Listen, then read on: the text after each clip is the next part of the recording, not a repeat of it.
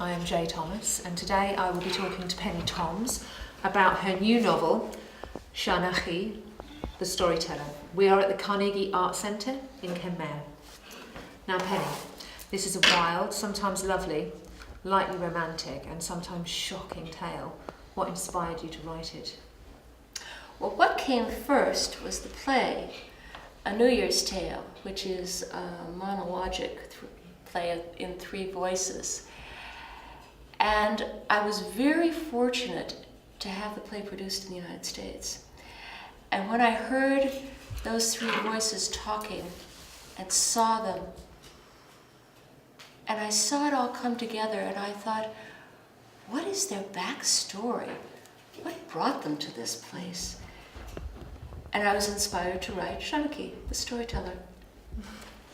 Your cast of characters range from wandering storytellers to innocent young girls to a man and woman caught in a love-hate relationship who produce a demonic child.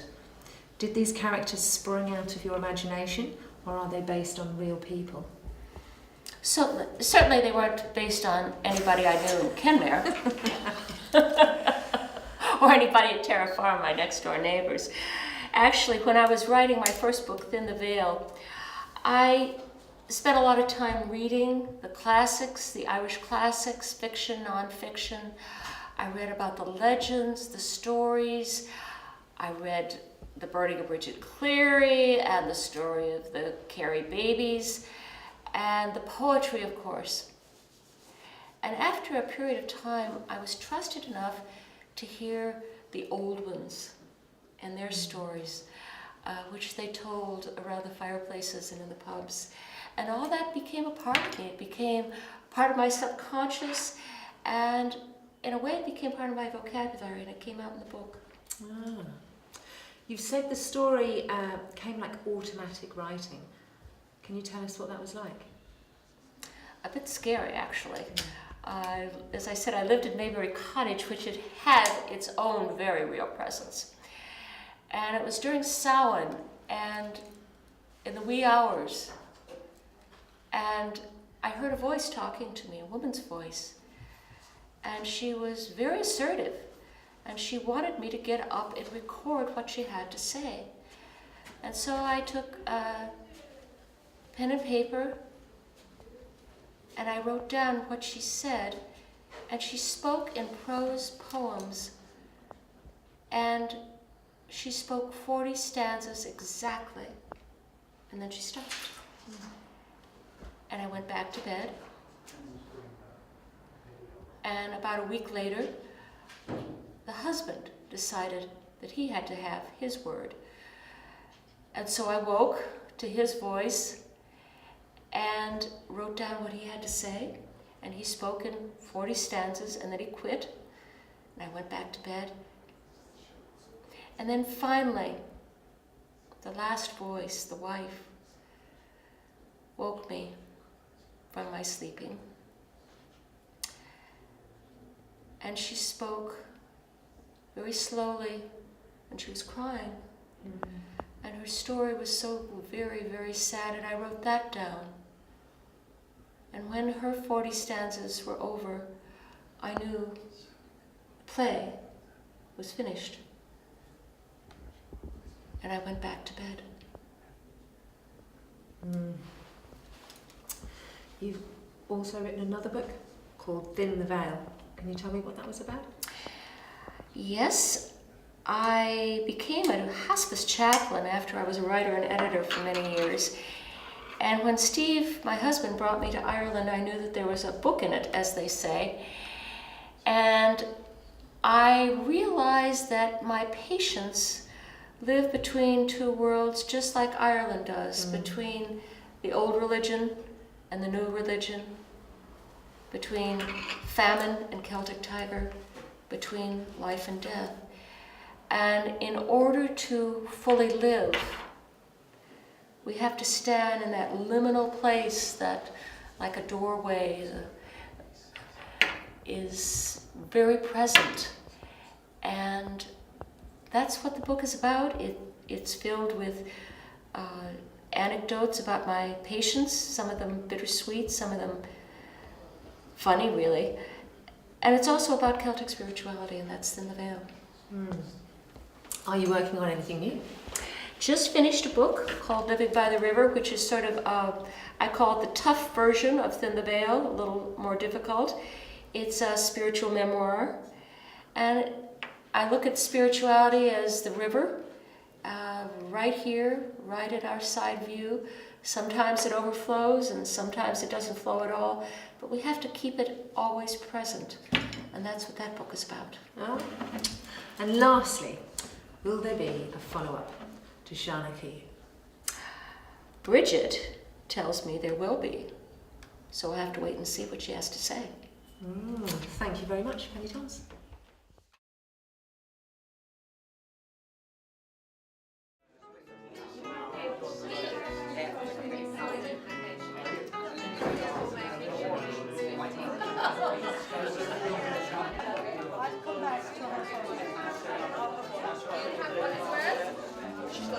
She's going to say, job. We'll be famous one day. ready to go. Penny's famous already. Yeah, no, but even, you know. We'll be selling that on, Child abuse, so I read this. I just completely How neglected did it. they manage that? Really absorbing, which for me is a sign of a really good book. If you Yeah. can read it in amongst the chaos of everything. Oh, you! Oh, Mary!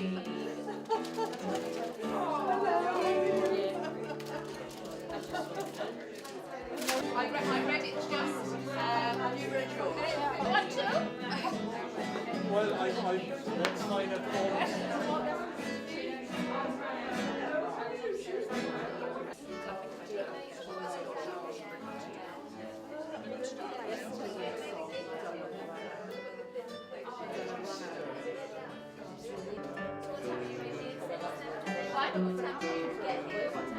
Well, Jay and I arrived at about 4:15 to unload everything.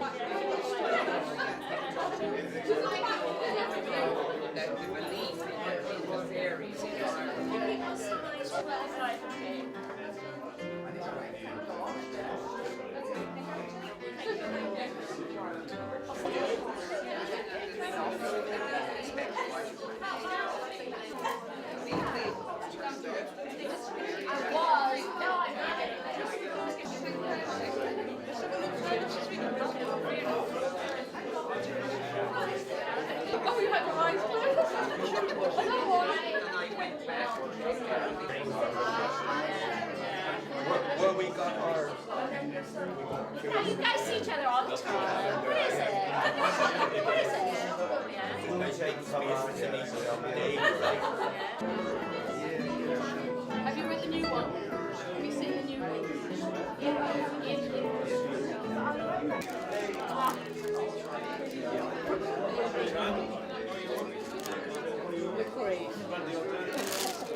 Don't tell us. No dance.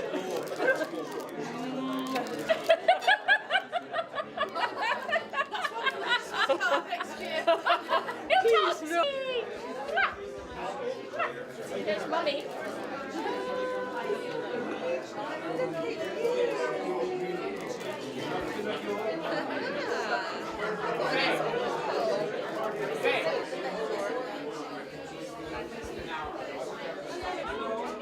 Martin Cronin. 1 second, Penelope. Really missed that one.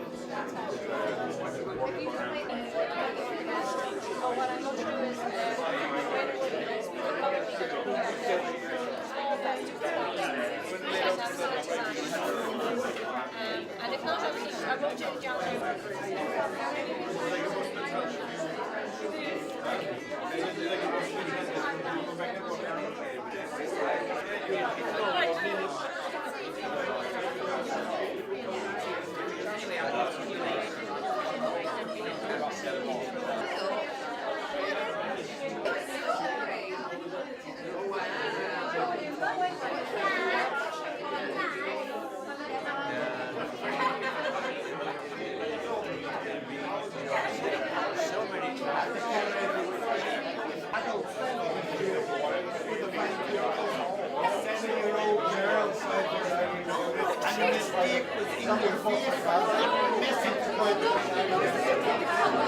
I was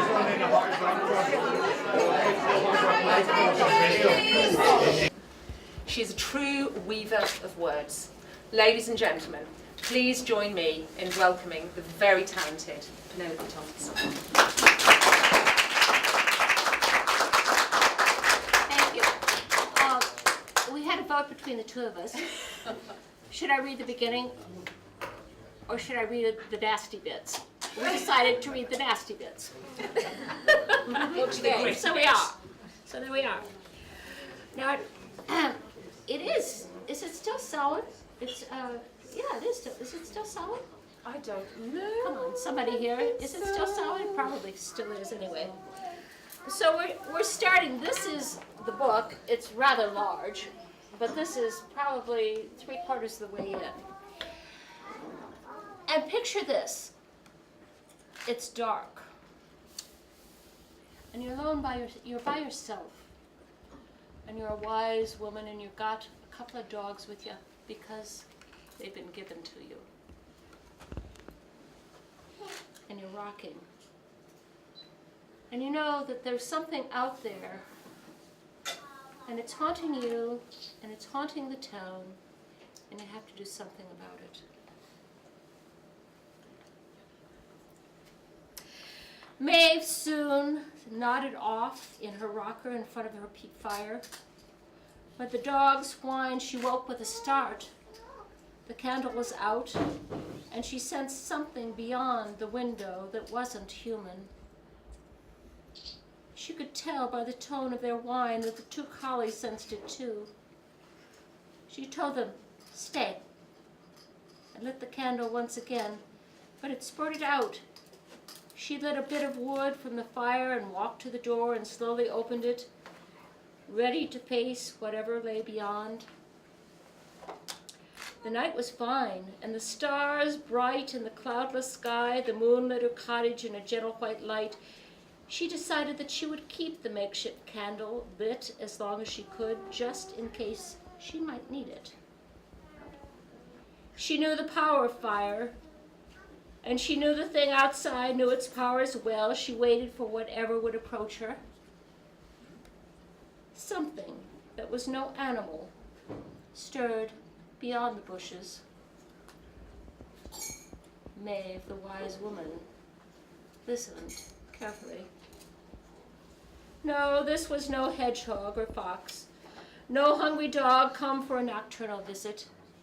She smelled it as well as heard it. Its stench was powerful, putrid, and very moist. She could not have described it, but it was a familiar odor. She had sniffed it in the church that day in May. It was now even more powerful, overwhelmingly foul. The grave-diggers, no doubt, would know it well. It was a smell well beyond death and well beyond decay. It lasted. "Come to me and show your evil face," she said. Her voice shook slightly, but the words were clear enough. "Show me who you are so I can name you." The smell moved, and a cloud went over the moon. Her stick was heating her fingers, and she picked up another to kindle, blowing out the first. She did this slowly, not revealing her fear, acting as if she only craved the light source. "Are you afraid to show yourself to an old woman?" The stench grew, and then a shadow emerged from the darkness. It floated in front of the wise woman. Its outline changed, increasing and decreasing, until at last it settled into the form that it would manifest. It resembled the bird shape on the ceiling, but it was clearly more than that. At once it had wings that seemed to flutter, and then it morphed into a great shrouded creature. It was not still.